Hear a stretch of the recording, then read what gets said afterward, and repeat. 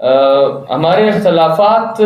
جو ہے وہ الیکشن کے حد تک محدود نہیں ہے، نہ آپ ان کو الیکشن کے اس میں جوڑ سکتے ہیں۔ ہمارے بیانیے میں جو اختلافات ہیں اس کی وجہ سے ہم الگ ہوئے ہیں۔ اگر ایک الیکشن کے پوائنٹ پہ ہم بیٹھ سکتے ہیں تو ہم بیٹھنا چاہیں گے، ہم اس سے انکار نہیں کر رہے ہیں۔ اگر پشتون قوم کی یا قومیت کے یا آپ یہ سمجھے کہ صوبوں کی برابری یا لسانی بنیادوں کے اوپر صوبے بنانے کے لیے اگر ہم اکٹھا ہو سکتے ہیں، قومی مفاد پہ اکٹھا ہو سکتے ہیں، ہمارے کسی کے ساتھ بیٹھنے کے لیے تیار ہیں۔ ہماری ضد نہیں ہے، ہماری دشمنی نہیں ہے، ہمارے اختلافات ہیں جن اختلافات کی بنا پر ہم اس میں نہیں چل پا رہے تھے، ہمیں پارٹی سے نکالا گیا، بس ختم بات، ہم اپنے راہ پہ چل پڑے ہیں۔ اگر ہم الیکشن میں ان کو آفر کر رہے ہیں کہ آج ہمارے ساتھ الیکشن کی اس دھاندلی میں کھڑے ہو جائیں، تو اس میں کوئی ایسی حرج نہیں ہے، ایسی کوئی بات نہیں ہے، نہ کوئی تضاد ہے اس میں۔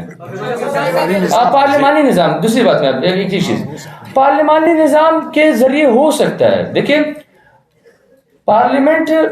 پہلے تو ہمارا مطالبہ پارلیمنٹ کے حوالے سے میں آپ کو بتانا چاہتے ہیں کہ ہماری پارٹی یہ مانتی ہے، ہمارا مطالبہ یہ ہے کہ آپ نے جو قومی اسمبلی کو اختیارات دیے ہیں، وزیر اعظم سینٹ سے لے کے آپ کے جو آئینی ترمیم ہے وہ سینٹ سے ہو، اور فائنینشل جو آپ کے جو بلز ہیں یا پھر آپ کا جو بجٹ ہے وہ سینٹ سے پاس ہوں۔ اور دوسری بات یہ ہے کہ پارلیمنٹ میں جانا اس لیے بھی ضروری ہے کہ قوم کی بنیاد پر، جیسے کہ ہمیں یہ تعلیم ملتے تھے کہ پشتون اس وزارت پہ بیٹھے ہیں، پشتون بھی نمائندے بیٹھے ہوئے ہیں، آپ کے اپنے لوگوں نے یہ کیا، کم از کم ہم یہ کر سکتے ہیں کہ پشتون کے نام پہ جو نامنیات لوگ بھیجے گئے ہیں، ہماری جو بربادی میں ان کا جو حصہ ہے، اس حصے کو تو ہم ختم کر سکتے ہیں نا، اس کو تو ہم روک سکتے ہیں۔ پارلیمنٹ کے فلور پہ جا کے ہم آئینی کچھ مسائل کے اوپر بات تو کر سکتے ہیں کہ آپ یہ آئینی سٹینڈ لے، آپ یہ کریں، پارلیمنٹ کو اس طرح چلائے، تو یہ ہم کر سکتے ہیں، یہ فائدے ہم بالکل لے سکتے ہیں اس سے۔ جی یہ ایک منٹ، جی محمود بھائی آپ بات میں پیچھے جو ہے عمران خان انہوں نے کہا ہے کہ تین جماعتوں کے علاوہ باقی سارے جو پارٹیاں ہیں ان کو انہوں نے دعوت دی ہے کہ دھاندلی ہوئی، آپ کا بیانیہ اس کے قریب بھی ہے، جو ان کو سزا ہوئی ہے یا باقی چیزیں بھی ہے، آپ کا اس پہ کیا سٹانس ہے؟ دوسرا یہ کہ آپ نے الزامات جو لگائے ہیں یا جو آپ کہہ رہے پوسٹ اور پری ریگنگ ہوئی ہے وہ آپ نے ڈی آر او اور آر او کے نام لیے، تو اس کے پیچھے کوئی اور قوتیں ہیں، زوراور قوتیں ہیں، کون ہے ان کا بتا دے، یا یہ اے سی اور تحصیلدار انہوں نے جو ہے وہ سارا کچھ کیا؟ دیکھیں میں نے آپ کو پہلے یہ بات کی کہ اس کے پیچھے اسٹیبلشمنٹ ہے، اس کے ذمہ دار یہ لوگ ہیں، ان کو پریشرائز بھی یہ لوگ کر رہے ہیں، اور کچھ ایسی جگہوں پہ جیسے میں نے آپ کو بتایا کہ ڈی آر او کے لاسفلا نے خود 50 کروڑ روپے وصول کیے، اگر ان کا قصور ہے تو ہم اس کو مینشن کریں گے۔ اگر مجموعی طور پر اسٹیبلشمنٹ ان سب کے پیچھے ہے۔ دوسری بات آپ نے یہ کی پی ٹی آئی کے حوالے سے، دیکھیے میں نے پہلے بھی کہا ہمارے اختلافات ہزار ہو سکتے ہیں، پر جو الیکشن میں ان کو مینڈیٹ دیا گیا ہے ہمیں اسے ماننا چاہیے، تسلیم کرنا چاہیے۔ کچھ جگہوں پہ میں یہ کہہ سکتا ہوں کہ پی ٹی آئی کا جو مینڈیٹ تھا، جو ووٹ تھا، ایسے 5-6 جگہوں پہ لوگوں کو وہ ووٹ دلایا گیا تاکہ لوگوں کو ہرایا جا سکے اور بعد میں ان کو کسی اور پارٹی میں شامل کر دیا جائے۔ تو ہم پی ٹی آئی والوں سے، ان کے جو پی ٹی آئی کے چیئرمین ہیں،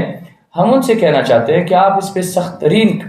نظر رکھیں، اور آپ کے جو میں 5-6 کہہ سکتا ہوں یا 10 کہہ سکتا ہوں، آپ کے سیٹیں تو انہوں نے بہت ساری جیتے ہیں، ان کو آپ کنٹرول رکھیں، ان کے لیے ایک حکمت عملی بنائیں تاکہ یہ لوگ آپ کا ووٹ لے کے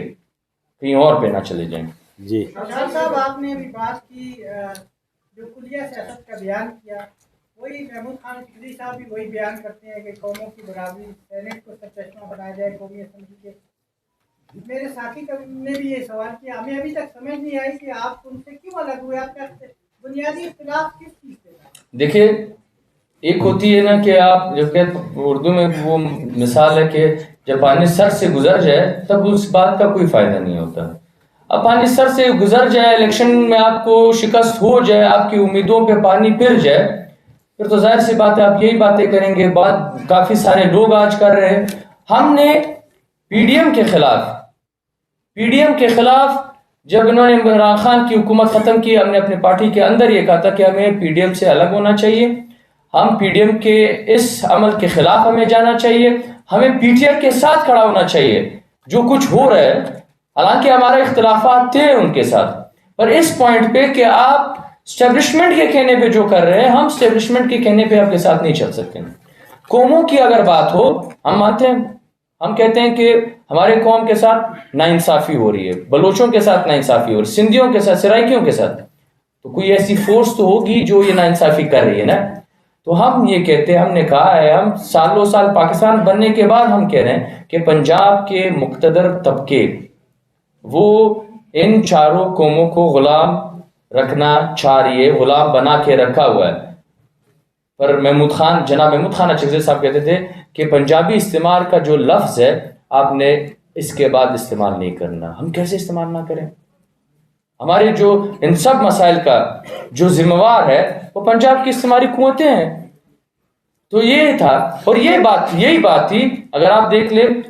7 اکتوبر 2022 کو اس سبزادار میں 2 تقریریں ہوئی تھی، جس میں محمود خان اچکزئی صاحب نے خود کہا تھا کہ اگر انٹیلیجنس ادارے راستہ مانگ رہی ہے، اگر ایسا راستہ مانگ رہی ہے تو آپ دیں ان کو راستہ، جانے دیں ان کو، نکلنے دیں. ہم نے کہا کیسے وہ راستہ مانگ رہی ہے؟ وہ تو اور زیادہ خود کو مضبوط کر رہی ہیں، وہ تو اور زیادہ سیاست میں مداخلت کرنے کے لیے اپنی صف بندیاں کر رہی ہے. وہ کہہ رہے تھے نہیں، وہ پیچھے ہٹ گئے ہیں، ہمیں ہٹنا چاہیے. ہم نے کہا ہم نہیں ہٹ سکتے. تو یہ چیزیں ہوتی ہیں، وقت پہ بات کرنی چاہیے، وقت پہ حالات کے مطابق آپ نے